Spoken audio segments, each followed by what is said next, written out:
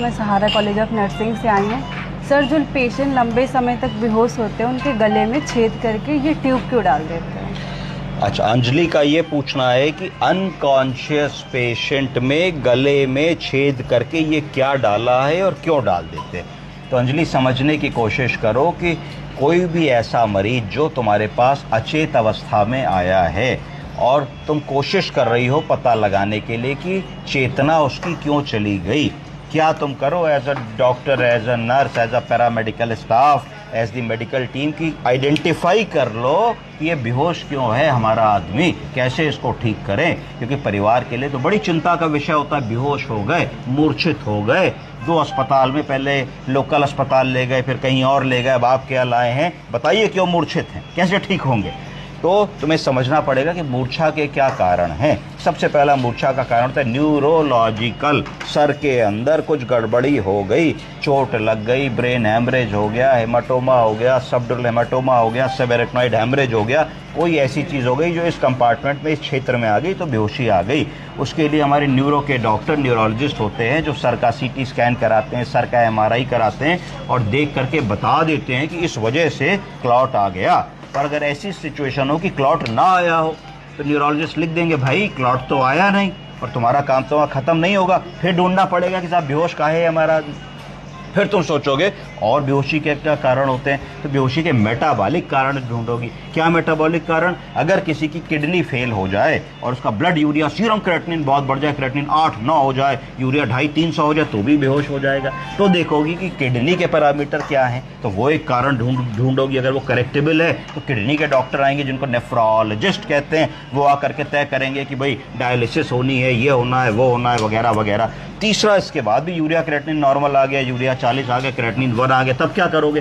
तब दिमाग में आना चाहिए और मूर्छा का कारण क्या है, कहीं लिवर तो नहीं फेल हो रहा। अगर लिवर फेल होगा तो अमोनिया बढ़ जाएगी, जब सीरम अमोनिया बहुत बढ़ जाएगा तो serum ammonia blood brain barrier को क्रॉस कर लेता है तो भी मूर्छा आ जाएगी। तो अमोनिया का टेस्ट कराओगे, अगर अमोनिया बढ़ा आता है तो लिवर के डॉक्टर को ढूंढोगे, उसको हिपेटोलॉजिस्ट कहते हैं या गैस्ट्रोएंटरोलॉजिस्ट कहते हैं, वो आके डॉक्टर साहब इलाज बताएंगे, मरीज का होश आ जाएगा।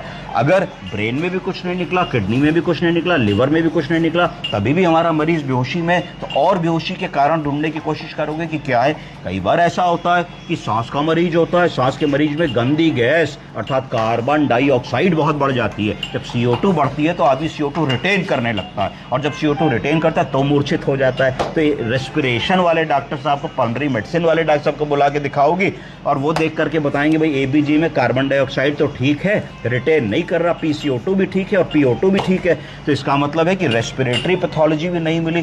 तब फिर बड़े चक्कर में पड़ोगे कि यार ये तो सारे के सारे देख गए, और सोडियम भी ठीक है, पोटेशियम भी ठीक है, और डायबिटीज़ भी ठीक है, कीटोन्स भी नहीं आ रहे, कीटोएसिडोसिस भी नहीं हो रही है। अब क्या और कारण ऐसा हो सकता है कि हमारा मरीज बेहोश हो?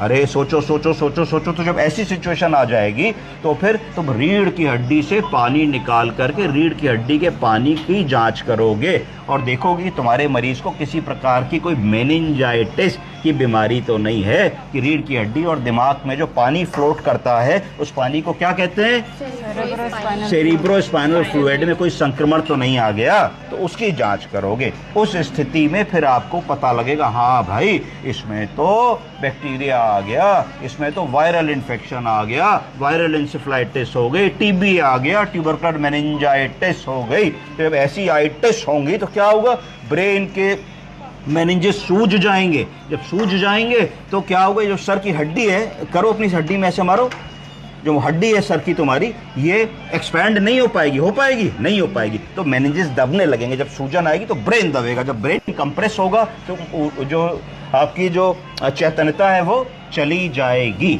उस तरीके की सिचुएशन से इस समय हम डील कर रहे हैं। अब क्या हो रहा है, क्योंकि मरीज मूर्छित है, मूर्छा कई दिनों से नहीं आ रही है, पता नहीं कितने दिन में आएगी, तो तुम्हें क्या क्या देखना है कि रोज रोज मरीज का फेफड़ा ना खराब हो, रोज रोज उसको एस्पिरेशन ना हो, रोज रोज उसको एंटीबायोटिक की जरूरत ना पड़े, रोज रोज उसको वेंटिलेटर की जरूरत ना पड़े। तो तुम्हें सबसे पहले एयरवे को सिक्योर करना है। तो या तो तुम एंडोट्रैकियल ट्यूब डालोगे, ET ट्यूब पर कै दिन डाल पाओगे, हो सकता है अभी इनकी मूर्छा खत्म होने में 1.5 महीना लगे।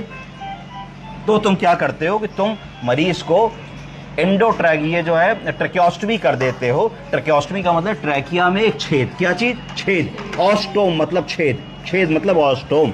तो ट्रैकिया में एक छेद बना के ट्रैकियोस्टमी कर देते हो, मुंह फ्री कर देते हो, मुंह में कोई ट्यूब नहीं लगाई, अब वो यहीं से सांस ले रहे हैं, यहीं से तुम सक्शन कर दे रहे हो, यहीं से बलगम निकाल दे रहे हो, यहीं से कल्चर का नमूना भेज दे रहे हो। अगर मरीज को कोई लंग रिक्रूटमेंट की जरूरत है तो तुम लंग रिक्रूटमेंट कर दे रहे हो, बाई चांस अगर वेंटिलेटर की जरूरत आती है तो तुम लगा दे रहे हो। तो ये तुमने एयरवे को सिक्योर कर लिया और तुम सुनिश्चित कर लिया कि मुंह का कोई भी थूक या गंदगी होगी तो लंग्स में ट्रिकल करके अब नहीं जाएगी। तो ये कारण है इस मरीज में, या ऐसा कोई भी मरीज जो लंबे समय तक मूर्छित अवस्था में है और जो अपने सीक्रिएशंस को हैंडल नहीं कर पा रहे। तुम्हारे मुंह में थूक है दिखाओ, हाँ, अब ये थूक पीती रहती हो, पेट में जाता रहता, अगर मान लो मूर्छित हो जाओगे तो जो थूक है पी नहीं पाओगे, मुंह में पड़ा रहेगा। जब मुंह में पड़ा रहेगा तो लंग्स में जाएगा, जब लंग्स में जाएगा तो एस्पिरेशन करेगा तो निमोनिया होगा, निमोनिया होगा तो बुखार आएगा, निमोनिया होगा तो SpO2 ड्रॉप करेगा और एक नई समस्या में आ जाओगे कि आए थे मेनिंजाइटिस एंसेफेलाइटिस की बीमारी लेकर के, अब आपको निमोनिया और वेंटिलेटर लग गया। तो ये बचाने के लिए